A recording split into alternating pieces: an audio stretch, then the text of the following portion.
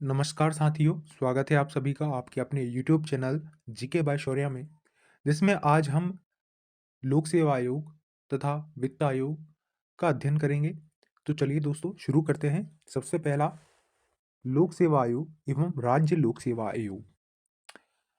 भारत में 1919 के भारत सरकार अधिनियम के अधीन सर्वप्रथम 1926 में लोक सेवा आयोग की स्थापना की गई थी। ठीक है दोस्तों, तो 1919 के अधिनियम के द्वारा सर्वप्रथम 1926 में लोक सेवा आयोग की स्थापना की गई थी। लोक सेवा आयोग की स्थापना के लिए 1924 ईस्वी में विधि आयोग ने सिफारिश की थी। दोस्तों, इस विधि आयोग का नाम क्या था? आप कमेंट सेक्शन में एक बार बता सकते हैं। आप सर्च कर सकते हैं। एक ली कमीशन बना था जिसकी सिफारिश पर लोक सेवा आयोग की स्थापना की गई थी। आगे बढ़ते हैं। संघ लोक सेवा आयोग के अध्यक्ष एवं सदस्यों की नियुक्ति राष्ट्रपति के द्वारा की जाती है। महत्वपूर्ण बिंदु है कि राष्ट्रपति द्वारा इनके अध्यक्ष व सदस्यों की नियुक्ति की जाती है। संघ लोक सेवा आयोग के सदस्यों की संख्या निर्धारित करने की शक्ति राष्ट्रपति को है। ठीक है दोस्तों, सदस्यों की संख्या निर्धारित करने की शक्ति राष्ट्रपति को है। वर्तमान में इसकी संख्या जो है 10 है। संघ लोक सेवा आयोग के अध्यक्ष एवं सदस्यों की नियुक्ति 6 वर्षों के लिए की जाती है। यदि वह 6 वर्षों के अंदर 65 वर्ष की आयु पूरी कर लेते हैं तो वह पद से मुक्त हो जाते हैं। राज्य लोक सेवा आयोग के अध्यक्ष एवं सदस्यों की नियुक्ति राज्यपाल के द्वारा की जाती है। अब बात कर रहे हैं हम राज्य लोक सेवा आयोग की। ठीक है, हमने यहाँ पर संघ लोक सेवा आयोग की बात करी थी जिसकी जिसकी नियुक्ति राष्ट्रपति के द्वारा की जाती है। और अब हम बात कर रहे हैं राज्य लोक सेवा आयोग की, जिसकी नियुक्ति राज्यपाल के द्वारा की जाती है, परंतु इन्हें हटाने का अधिकार राज्यपाल को नहीं है। ठीक है दोस्तों, ये महत्वपूर्ण लाइन है, आपको अच्छे से याद रखनी है कि हटाने का अधिकार राज्यपाल को नहीं होता है। आगे बात करते हैं।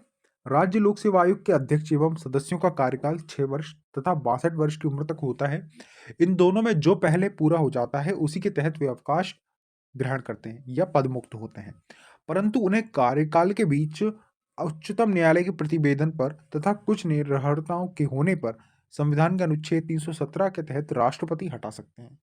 ठीक है दोस्तों, तो कुछ निर्भरताओं के आधार पर संविधान के अनुच्छेद 317 के अंतर्गत राष्ट्रपति ही इनको हटा सकते हैं। आगे बढ़ते हैं। अब बात करेंगे हम वित्त आयोग की। महत्वपूर्ण आयोग है। संविधान के अनुच्छेद 280 में वित्त आयोग के गठन का प्रावधान किया गया है।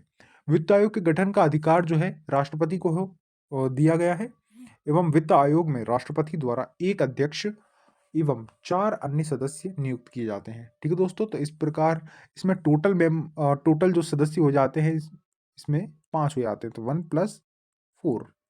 ठीक है, आगे बढ़ते हैं।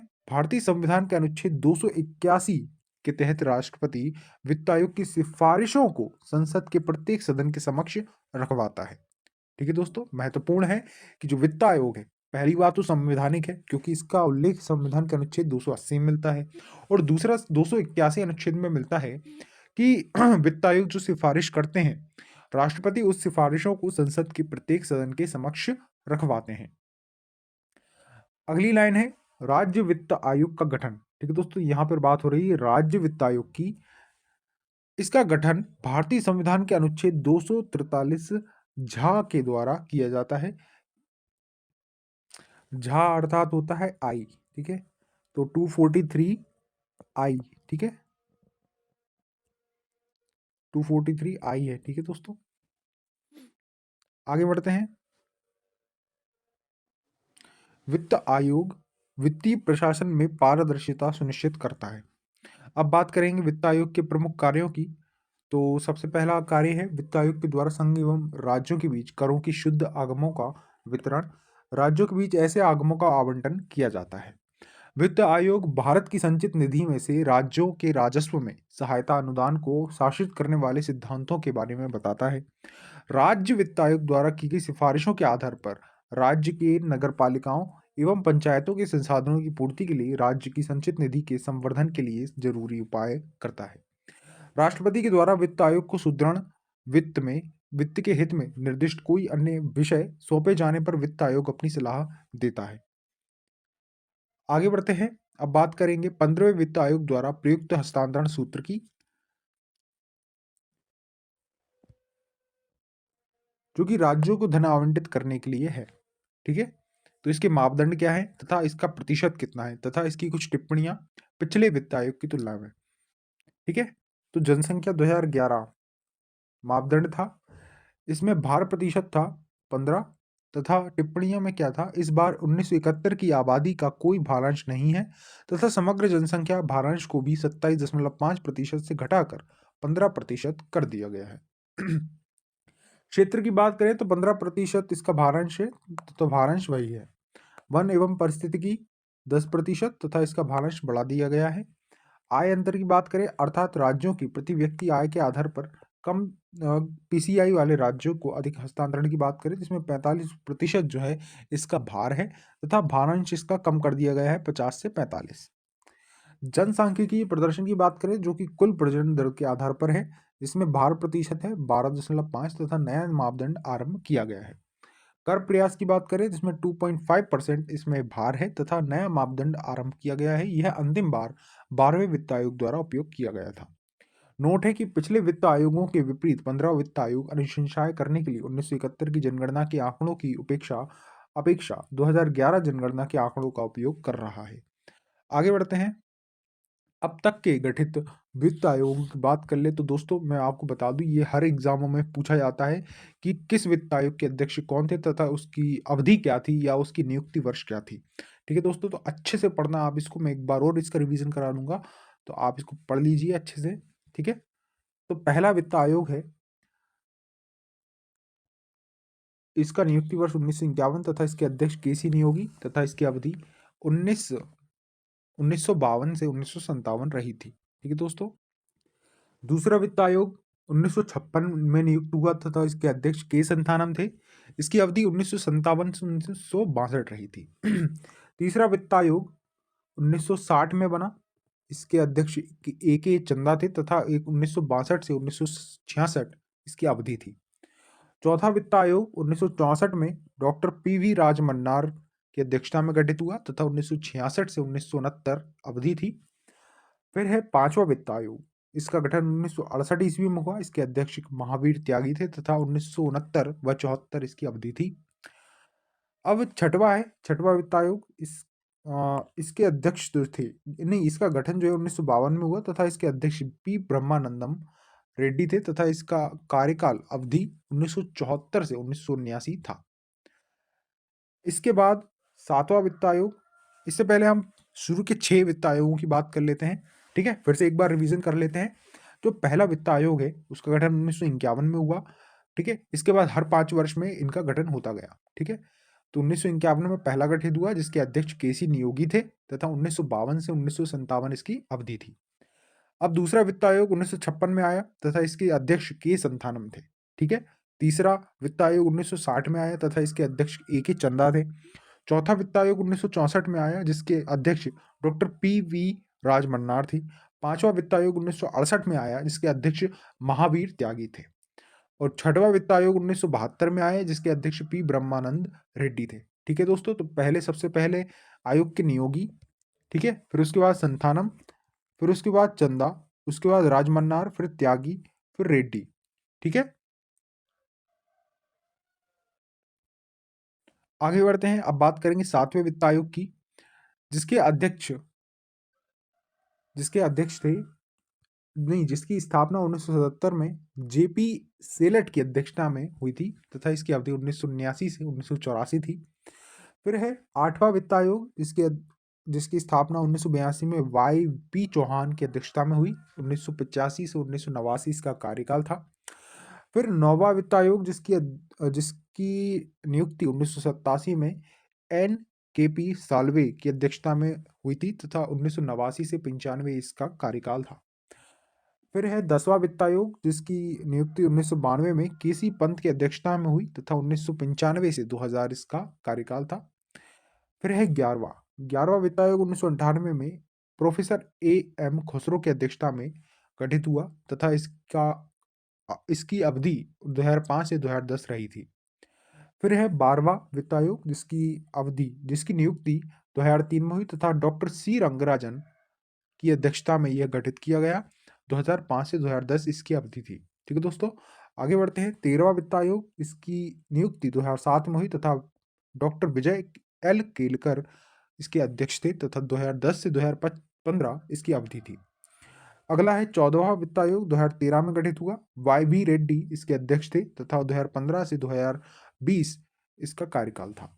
अगला वित्त आयोग है 15वां वित्त आयोग, जिसकी नियुक्ति 2017 में हुई तथा इसके अध्यक्ष एन के सिंह थे तथा इसका कार्यकाल 2021 से 2026 तक।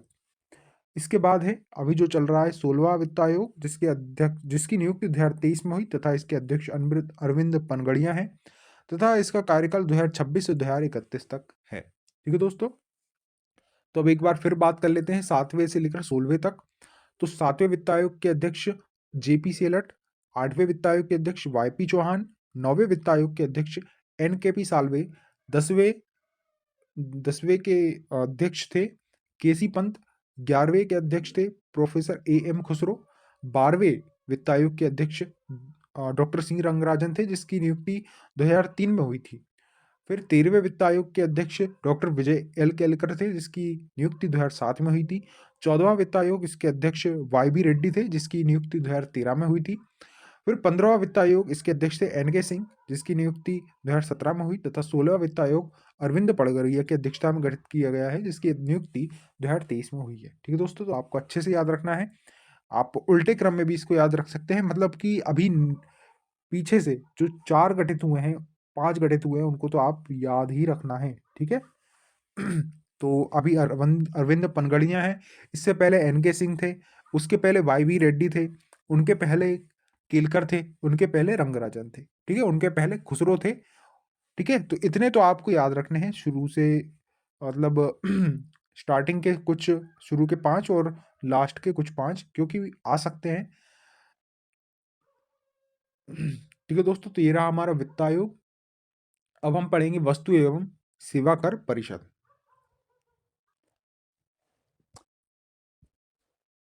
संविधान के 101वें संशोधन अधिनियम 2016 के द्वारा देश में वस्तु एवं सेवा कर जीएसटी लागू किया गया। ठीक है दोस्तों, तो जीएसटी कब लागू किया गया, आप डेट बता सकते हैं कमेंट सेक्शन में।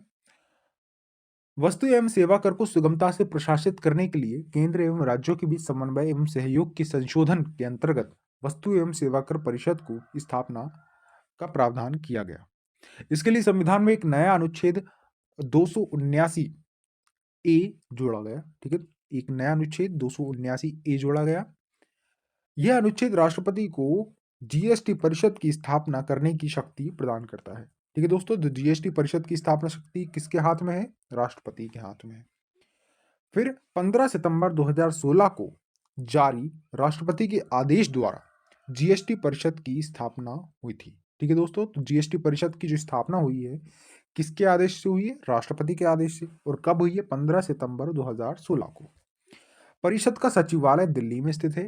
केंद्रीय राजस्व सचिव परिषद का पदेन सचिव होता है। परिषद केंद्र एवं राज्यों का एक संयुक्त फोरम है, जिसके निम्नलिखित सदस्य होते हैं। सबसे पहला है केंद्रीय वित्त मंत्री, जो कि अध्यक्ष होता है। फिर राजस्व अथवा वित्त के प्रभारी केंद्रीय राज्य मंत्री। फिर प्रत्येक राज्य के वित्त एवं अथवा करारोपण के अथवा राज्य सरकार द्वारा नामित अन्य विभाग के मंत्री। ठीक है, परिषद के राज्यों से नामित सदस्य आपस में से किसी को परिषद का उपाध्यक्ष चुनते हैं। आगे बढ़ते हैं। अप्रत्यक्ष कर एवं सीमा शुल्क बोर्ड के अध्यक्ष को परिषद की हर बैठक में स्थायी आमंत्रित सदस्य के रूप में शामिल करने का निर्णय लिया गया है, लेकिन इसे मतदान का अधिकार नहीं होता है। ठीक है दोस्तों, तो इसको अब मतदान का अधिकार नहीं होता है। परिषद का प्रत्येक निर्णय बैठक में उपस्थित सदस्यों के भारित मतों के 3/4 बहुमत से लिया जाता है। निर्णय निम्न सिद्धांतों के अनुसार लिए जाते हैं। केंद्र सरकार के मतों का व्यवहार बैठक में दिए गए कुल मतों के 1/3 के बराबर होगा तथा समस्त राज्य सरकारों के मतों का भार बैठक में दिए गए कुल मतों के 2/3 के बराबर होगा।